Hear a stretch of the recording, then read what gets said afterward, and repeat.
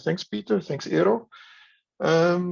Okay, so my part of the research consisted, as you already mentioned, of an inventarization of ethical codes of ethics in, well, basically the whole world. I focused mainly on the European Union, second on AIPCE countries, with the Eastern Partnership countries in particular. And then there are also some codes of ethics from other countries outside of this scope, such as Canada or Sri Lanka or Mongolia and South Africa. So we have a wide variety of press codes or codes of ethics that I studied. First of all, I'm going to show you the end product of these efforts. I will share my screen for that. If you go to the AIPCE or the website of this project, presscouncils.eu, you can find the results as follows, either through this button here, research, or in the menu, research. Laura's research is also here, but this is the database of the codes of ethics. So first of all, we didn't have a really standardized database of ethical codes or codes of ethics existing yet. There have been some attempts at collecting different codes of ethics, but their status is not all that clear. Some of the codes of ethics that are on other websites are a bit outdated, or we don't know whether they are being used anymore. So that's why the first task was actually to collect all of these ethical codes, and for some of them that required translating those as well. So that's the parts that you can find here. So here we have displayed or made an overview of the 55 ethical codes that have been studied. They are for 49 countries. As some of you are aware, some countries make use of multiple codes of ethics. Press councils draw on multiple codes of ethics to decide whether or not some journalistic behavior was ethical or not. So that's why we have more than 49 codes. If you would then go to, well, let's say the Hungarian guidelines, you can click through and everything is presented in a neat way, and everything is translated in English. So this is one way to explore the codes of ethics. A second way would be that if you have a particular question or a particular topic that you would like to deal with, and Eero, you alluded to that already. So some press councils are dealing with developments in the digital sphere, for instance, maybe social media or other topics that might come up and might become relevant. And it would be nice to see actually what is already out there, what exists already in terms of ethical guidelines about this. And for this, one very straightforward way is to actually do a full text search in the ethical codes themselves. So for instance, one topic that you might be interested in or might be interested in knowing, finding out what other press councils have said about this topic, could be, let's say, coverage of suicide. What are some existing guidelines about that? And very straightforward, we see that it exists in 23 different ethical codes, so you can have a look at this. The problem, however, with this is that not always are these terms explicitly used in these codes. So that's actually where the research part of this project comes in. So what I did was I read all of these codes, and for every ethical principle that was stated in these different codes of ethics, I tried to find a more broader, more abstract principle to link it to. So that's the mapping the core principles part. So we see here that we have basically, we can link we can see that the ethical principles that are described in these codes of ethics can be reduced to 6 very general principles, which are being fair. We have some internet-specific guidelines that couldn't otherwise be categorized. The role of journalism in society. There are some principles about the independence of media. There are some principles that deal with how can we ensure that journalists report the facts as they are, reporting the truth, reporting objectively, neutrally. Of course, different codes of ethics use different terms for that.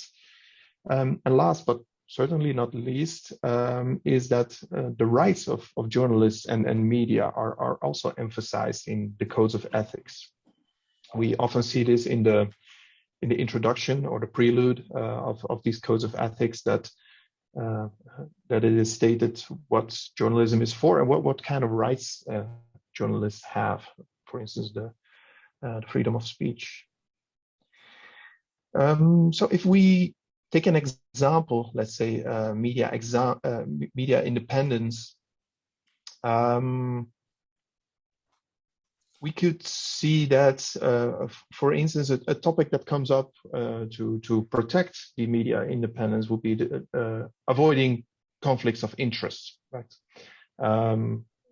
Making sure that the journalist is actually reporting the facts, and not because they have some other interest there. So if we then click on conflicts of interest, we find a few examples of codes that mention this, and the exact principles that mention this. So for instance, if we take the example of Hungary again, so we find a bit of text here that says the journalist must avoid topics, contact sources, and information from obtained from sources which inhibit the obtaining and processing of information in an unbiased manner due to personal connection, bias, or interest. So this is a conflict of interest that is related to. So in this way, you can see which ethical codes deal with the conflict of interest and what they say exactly about that. And to provide some context, this web module, which was built by Laurence Dierickx, allows you to see to click through and see actually where is this code located, where is this principle located in the code of ethics, and provide some context around that, right? Because these principles don't exist in a vacuum; they are embedded within a larger framework. So that will allow you, hopefully, to see how other councils have dealt with this subject. Either if you just out of curiosity, or if you would like to make an update or an adjustment to your own code of ethics, or maybe for other researchers who might be interested in writing a report about this, or perhaps this could also be useful for the general public, right? To see what are some shared values in Europe and beyond that. What are some values and principles that journalists around the world share, and how do they compare to one another?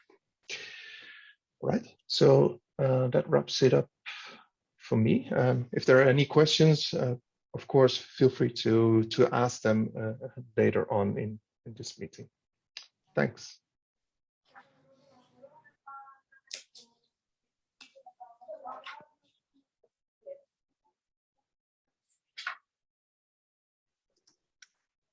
I can't hear you, Peter. I think sorry, you have your mic sorry. off. I see that Manfred Protze from the German Press Council has a question. Manfred, go, please. Manfred, you're on mute. You have to unmute yourself. Sorry. Do you hear me? Okay. Could you identify a small number of principles which all of the European, minimum the European press or media councils share? Yeah, thanks. Yes, so that would relate to the most general principles. So I will share my screen again to show those, because I cannot say that there is consensus about any one principle. Right. So I mentioned the example of reporting the facts as they are. Of course, everyone shares this principle that, okay, journalists should report the facts as they are. Mm. However, how you phrase that, do we call that objectivity? Do we call that balance? Do we call that neutrality? Do we call that fact-based accuracy? Truthful? True? There is no consensus about that, but the idea, of course, is the same. The idea would be journalists should report the facts as they are, and of course we can you can then have or disagree about certain phrasing or the way we should frame that particular issue. But the principle in itself is shared. Although I have to say that for these 6 principles, not every ethical code mentions the internet-specific guidelines, because of course some of them stem from the 90s and don't deal with those. But I made it a separate category nevertheless, because some things are really internet specific and cannot really be categorized under the other ones. But the other 5, I would say, they all exist in every ethical code. Okay, before giving the floor to Laura Juntunen, one more question of Christoph Fides from the Press Council of Cyprus. Christoph? Yes, first, let me congratulate you for this excellent work.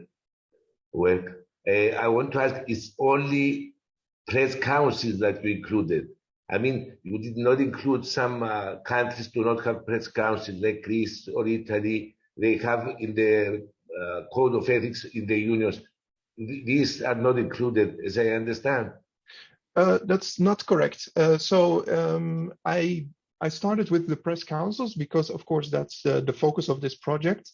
But we decided early on to also include a few countries that don't have a press council as such, or perhaps not even a journalist union that takes these decisions or judges the ethics of journalistic behavior. So as you can see, for instance, we did include Poland, we did include Portugal, we have Italy as well. So they are very much included in the study as well. Yes. And then one more question from Krzysztof Bobinski from Poland, I think. Is this right, Krzysztof? That's right. Can you hear me? Good. This is absolutely brilliant, the work you've done. It's fantastic, and thank you very much. And it's going to be very, very useful, especially for us in Poland.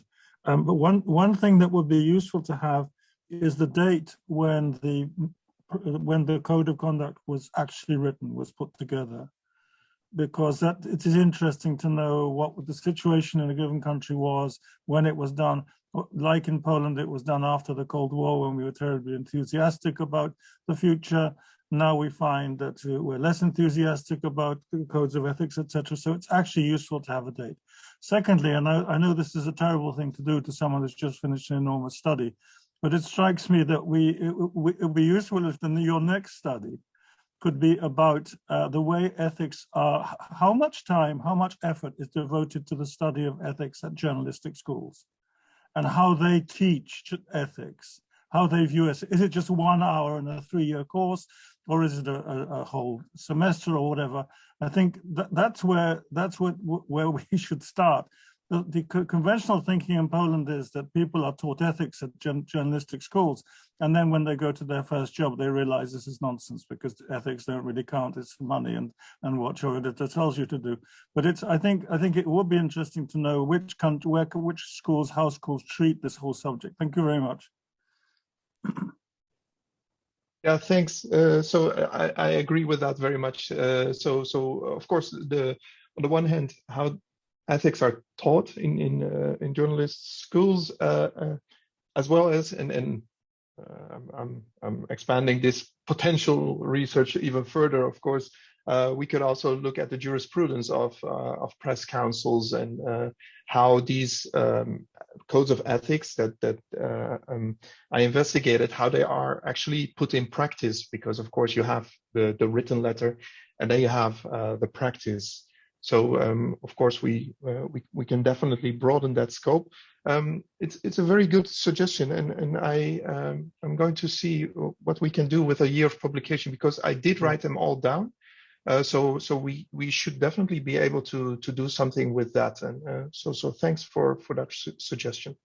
It's indeed a good suggestion, and I can tell that tomorrow we will start with the third phase of this project, Media Councils in the Digital Age, and we can include this in the third phase of our project. So when there are more questions for Raymond, please keep them in mind. But now I would like to give the floor to Laura Juntunen from the Media Council in Finland. Laura?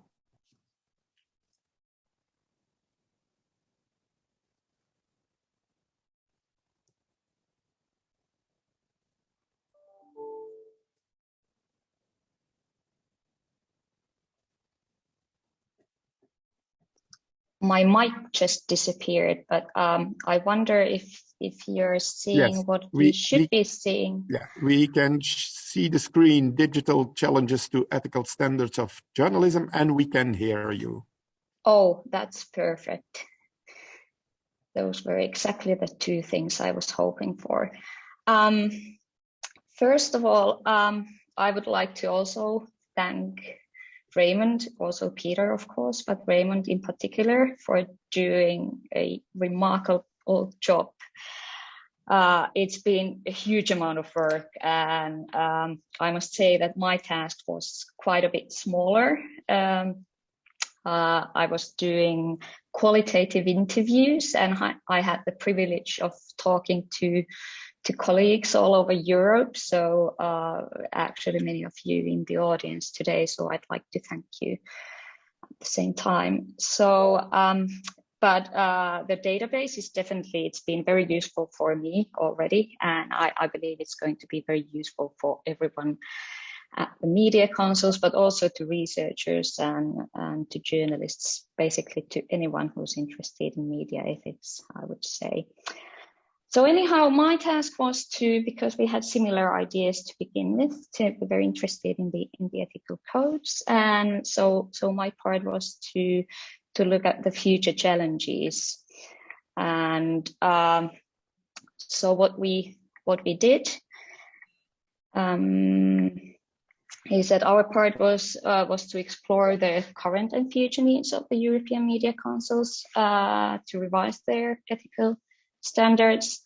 And I did this by interviewing representatives from 16 media councils, which represent different types of media systems from different parts of Europe. Some are EU members, some are candidate countries, some are non-EU members.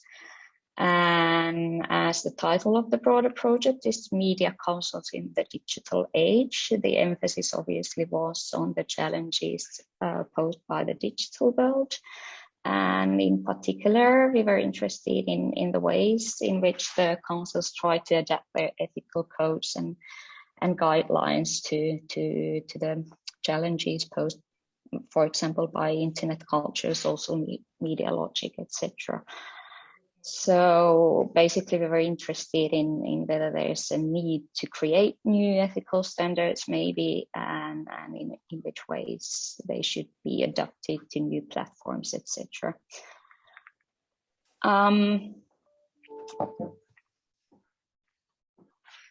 I'll be quite brief about the actual views and best practices. Please read the report. It's in written form. So, and I believe the value of the report is in the details. So this will be just a brief summary of it. But anyhow, the councils vary as to how they revise their codes. Some of them have code committees that meet at regular intervals. And most seem to review their code on a sort of need-to basis. What of course needs to be acknowledged is that although the councils operate on largely similar principles, their ethical codes, as Raymond just said, have been created at very different times and shaped by different historical, cultural, legal, political contexts, etc. So as some of them were actually created over half a century ago, the youngest ones are just a couple of years old. And there's obviously a difference. Some of them have been already created kind of with the challenges of the digital publishing in mind. Sorry, I'm skipping slides unintentionally.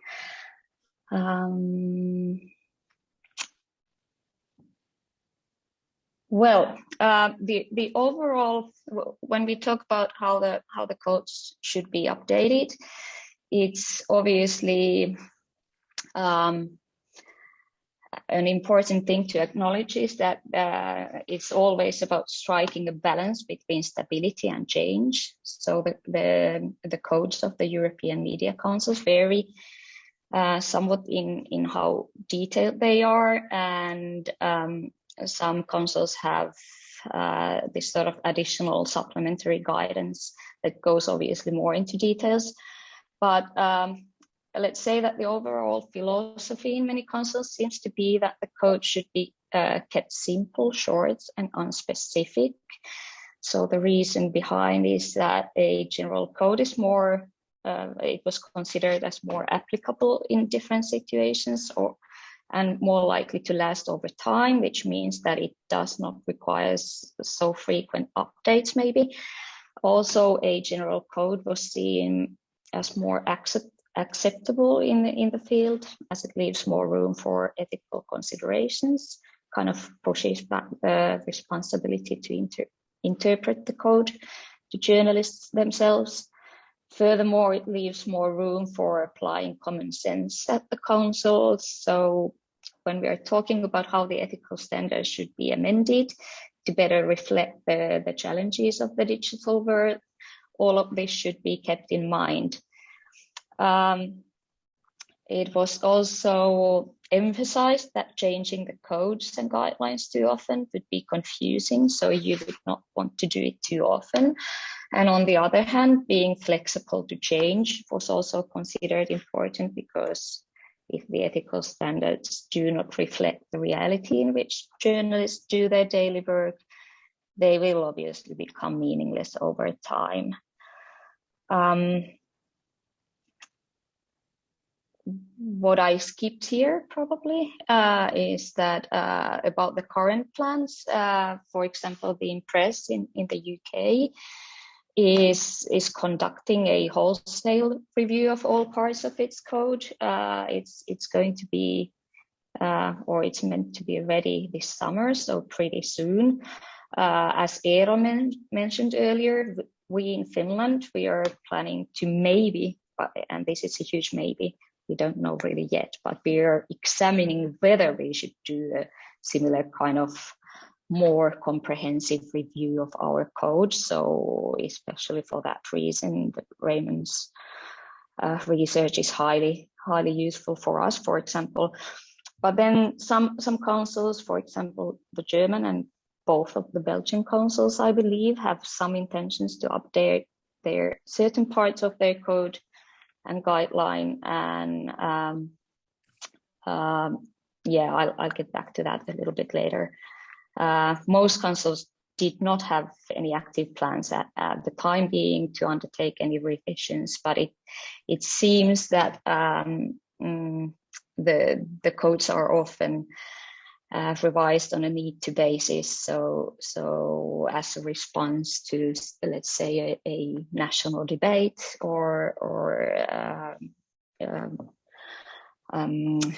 pouring in of complaints on a particular ethical subject. So in that sense, councils are often responsive or reactive rather than proactive in that sense. How I have organized the report is basically pictured here. So it's organized around a couple of main themes that emerge both from the interviews and previous research, as well as, of course, from the debates among the professionals. One of these broader themes is transparency, which some have declared the new objectivity already a decade ago. So it's hardly a new concept or a new requirement. Anyhow, it seemed like a good working concept for the project, as many of the themes that you see on the left-hand side are related to transparency. I'll talk a bit more about the marking news automation and personification or personalization, labeling sponsored editorial content, and so forth. Another broader theme relates to the blurring of lines between private and public. In the current media environment, journalists are increasingly faced with the question of how to avoid publishing information and images that have at least the potential of damaging people's personal lives. In particular, the use of unauthorized social media images was described as a recurring issue in many countries. Probably what the head editors get most requests about is people asking to remove or anonymize content, and also part of this pours to the media councils from people who are hoping that the councils could somehow intervene and oblige the media to suppress unwanted content if the media have refused to do so. So these are the issues that are discussed in the report, not necessarily implying that this is something that the councils intend to develop any guidance for. Some of these, yes, some of them, no, but these are the issues that are discussed in the report anyhow. The other broader themes relate to self-regulating journalism in social media. I'll talk about it a bit more in a bit, and as well as combating hate speech, obviously, which is a big issue in a broader sense. So in the context of media ethics, this relates to, for example, moderating online comments, etc. So I'm not going to go through all these aspects mentioned here, but just to mention briefly what's in the report kind of as a teaser. So if you're interested, please read it. I've picked some themes that I thought are more interesting than others, and I go through them very briefly here. So self-regulating journalism and social media is obviously one of them. One of the urgent questions is what type of social media contents and the councils consider to be within their remit. With a few exceptions, the councils do handle complaints against journalistic content that was published in social media. However, they have taken somewhat different approaches to what types of social media accounts the code is currently applied to, and about what sort of accounts they would accept complaints against. So as part of the councils only look at content that appears on the official social media accounts of the media outlets, while others look at journalists' personal social media accounts as well.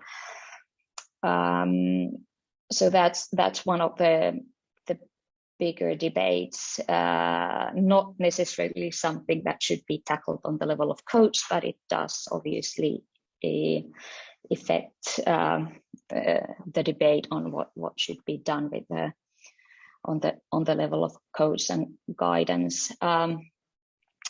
Another thing obviously related is the broader debate on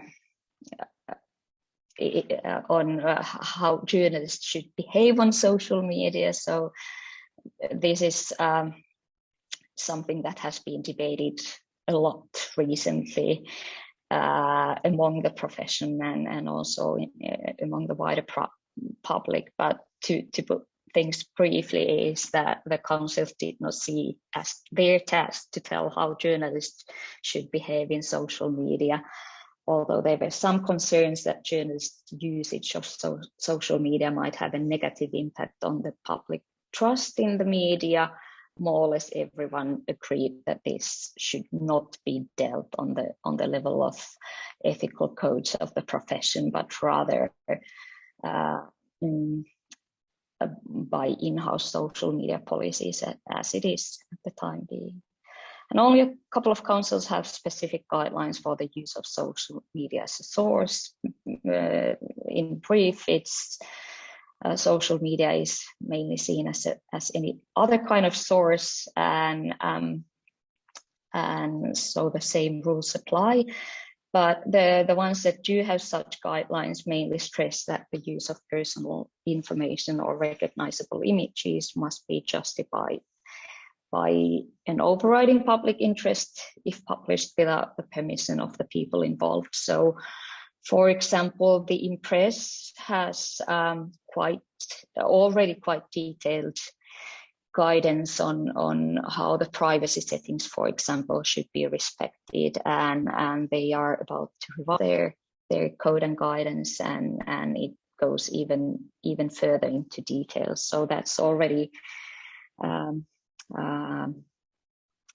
the set for the new code and guidance is already public, so you can find that on the Impress website, and also a summary of it in my report. The other issues that I would have talked about if I had more time, basically I'm trying to wrap things up briefly, is that marking news automation and personalization. The Finnish Council, which means us, we did a statement on marking news automation and personalization in 2019, and since then the others have followed. So, for example, the Impress is proposing a new code clause on artificial intelligence. And also the Belgian RAD and the German Press have already concrete plans to their code a clause on the use of artificial intelligence in journalism. And the Catalonian Council has taken a somewhat different approach, and they published a study very recently and a recommendation on artificial intelligence. So this is something that many of the councils are looking into. Many others said too that they are interested. On the other hand, some were doubtful of whether this sort of guidance would be needed at all and how effective it could be. And also some wondered if they would ever receive a complaint about it. But anyhow, this is something that many of the councils have been working on. Another thing that I personally think that might be something that might need some more consideration is the demarcation of paid content from editorial content, which is obviously one of the cornerstones of journalism ethics. But however, with all the different types of sponsor arrangements appearing, the line between the two is set to become increasingly blurred. So thanks to the rise of native advertising and branded or sponsored content, however you want to call it. So, for example, the Belgian CDJ is preparing to rewrite its recommendation. It's not in the code, it's a recommendation which deals with native advertising. So in particular, it has been asked to clarify how such guidelines are applied to journalistic content published on social media. So this is in Instagram, I believe, in particular. So this is something that they are looking into. And also the council had decided that certain principles needed to be clarified because they were working on sponsor arrangements in sports and lifestyle journalism. And also, again, in the UK, the Press, obviously, because they are doing the wholesale review of their code, they are working on a number of topics. So they have actually suggested very useful definitions of how to, in my opinion, of how to separate between different types of commercial content, sponsored, editorial, etc. So this is something that has been done already.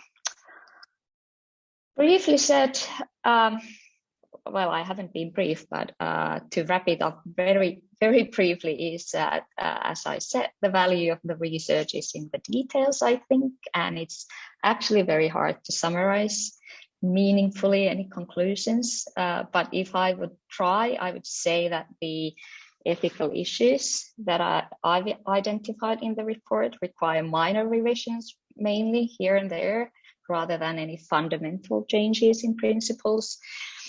In general, it seemed that everyone agreed that that the current ethical codes and guidelines of their media councils are fit to their purpose and also suitable for the inclusion of new forms of journalism, regardless of the platform.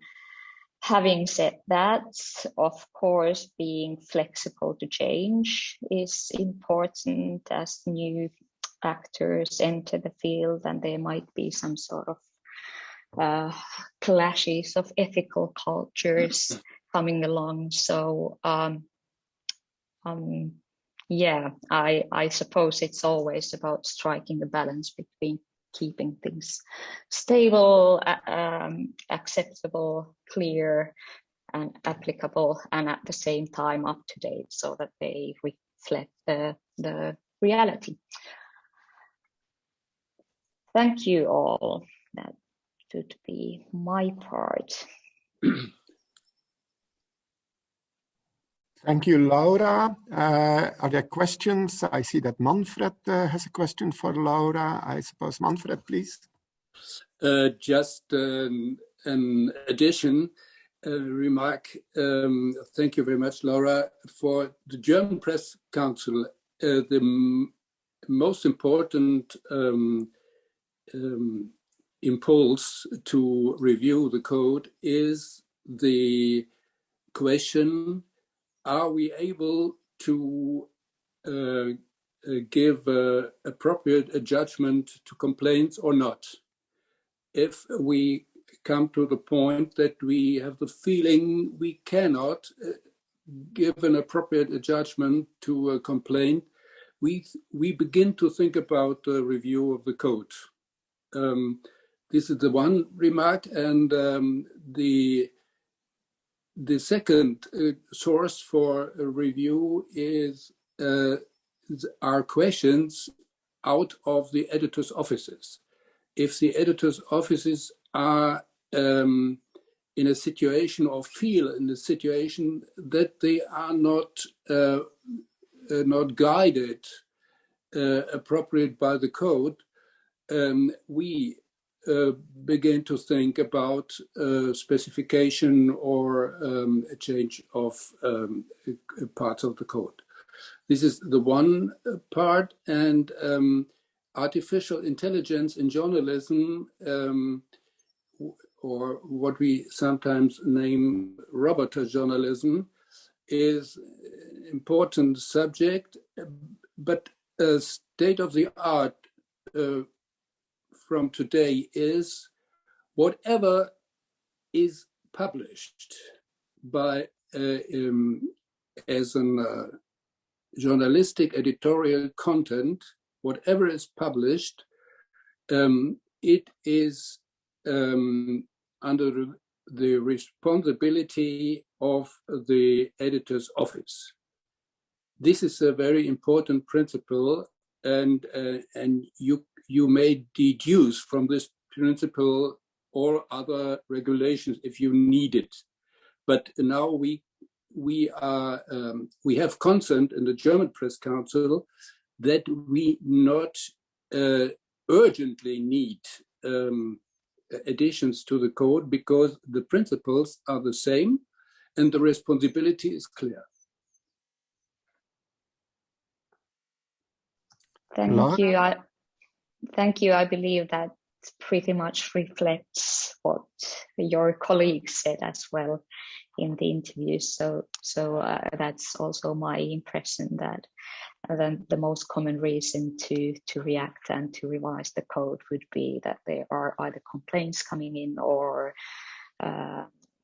debate among the profession, and also that often there's also already jurisprudence of whatever is going to be brought to the code, and also the same about the artificial intelligence. I wasn't aware. I was under the impression that the German Council was going to hear an expert on the plenary in March, so I didn't know exactly what you have decided, but I knew that you're also considering whether something should be said about artificial intelligence in the code. But I believe what you described reflects what the formulations that the press, and also I've seen Peter's initial formulations. It pretty much has the same tone and same content.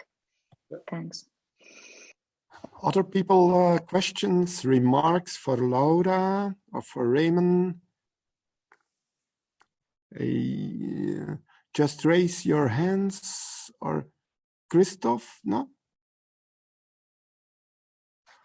Because I cannot see everybody on my screen. So I just want to add to what Manfred said. Also, we at the Belgian Press Council, Flemish-Speaking Press Council, are working on a new guideline on the use of artificial intelligence. Basic principle will be transparency, and indeed also responsibility. Whatever is published is indeed, as Manfred said, under the responsibility of the editors and the editor-in-chief. What we would like probably to add that also that then editors-in-chief has also to keep their eye on the work of the developers of this artificial intelligence, that there is no bias in the artificial intelligence systems, and that these algorithms need to respect, for instance, privacy. There are two basic principles in what we will probably approve later this year. That's indeed full responsibility of editors and editors-in-chiefs for work done by artificial intelligence, and transparency for the public. Do I see other questions or in the chat? Does somebody has other questions, remarks for Raymond or Laura? I don't see anything. You can have just a few more minutes to think about, because I would like to talk, say a little bit more about the next phase of our, yes, Manfred, please. The analysis and the comprehension of the different codes is the first step, and the next step for me would be important to look who factually is the give the acceptance for these codes. That means who at least is bound to the code by which kind of procedure. Is it just a guideline made by an external group of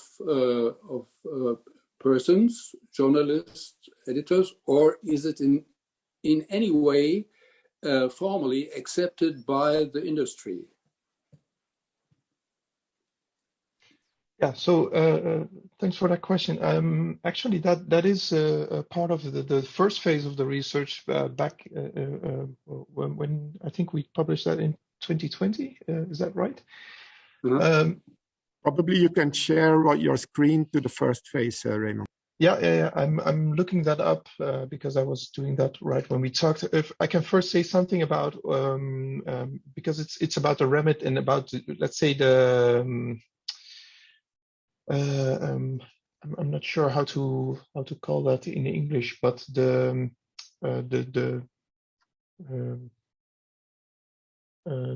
scope of who is bound by these guidelines, if I'm correct, right?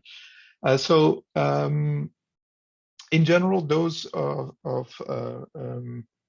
there are quite a few countries that don't have a press council nor a journalist union that can make decisions about this. In case there is a journalist union, or the scope is quite clear, right? So it would be the members of this organization. For some press councils, you have to be as a medium. Have to be opting into that system in order for someone to be able to complain about your content, right? So for some councils, it's necessary that a medium has made this decision. Actually, we want to be part of this system. Sweden is one example of that. Whereas others, and the Flemish Press Council would be one example of that, say no matter whether you decided to opt into this system or not, we will take complaints about publications from any medium, right? Of course, another question is, do they then accept this decision? Do they actually publish that decision? And that's another issue, of course. But even if media outlets joined this system, opted into this system, I usually don't hear that there is a strict enforcement mechanism, that there are penalties for not following the orders, but that orders or requests to publish a decision, but by convention, and this gives legitimacy to that system. By convention, media outlets do this, and in Flanders we have seen that even media outlets that are not part of this system, but were found to have breached the code of ethics, actually did publish the decision. So that says a lot about the legitimacy of a press council. I was trying to stall for time, but I'm actually trying to think and look up where this information would be.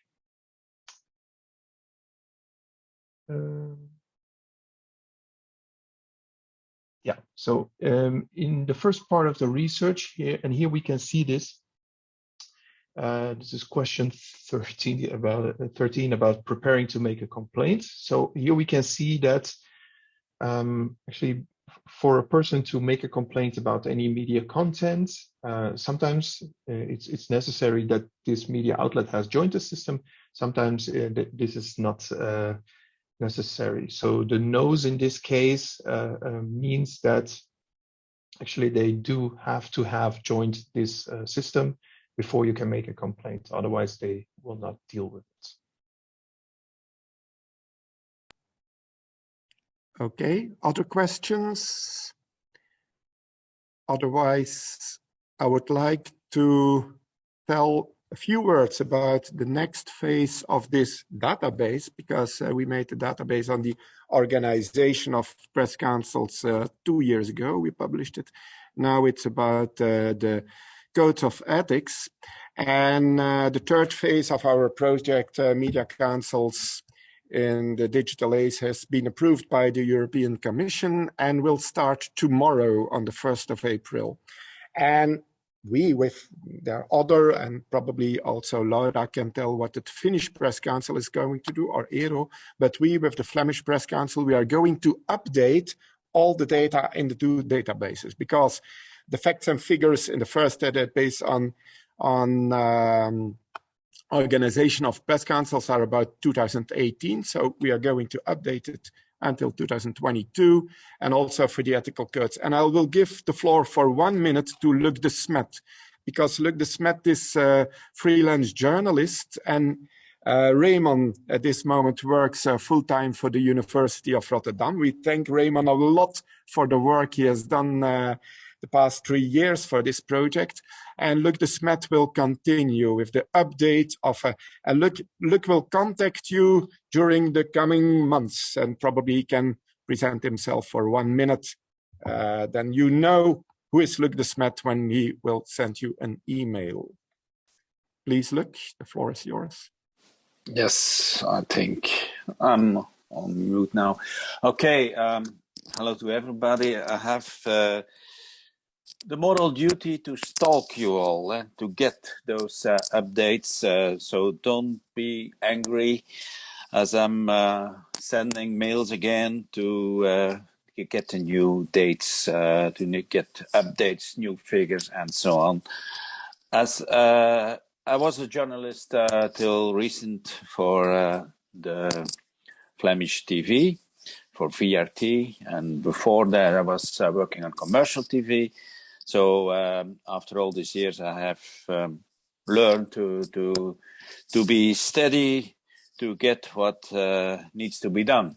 So I hope we start from tomorrow, next week, and to send you some questions, and hope to get those updates very soon. And that's almost what I have to say. Thank you for your trust, Peter and the others, and we will start as soon as possible. Thank you.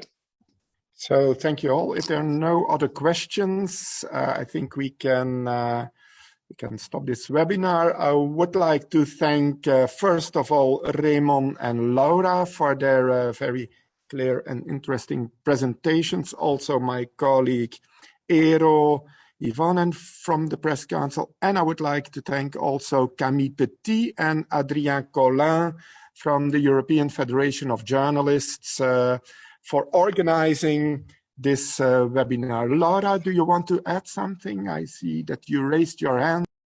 Yes, just a brief remark about our next phase, because that also there's a request involved, kind of. So I'm going to delve deeper into social media related decisions made by the councils.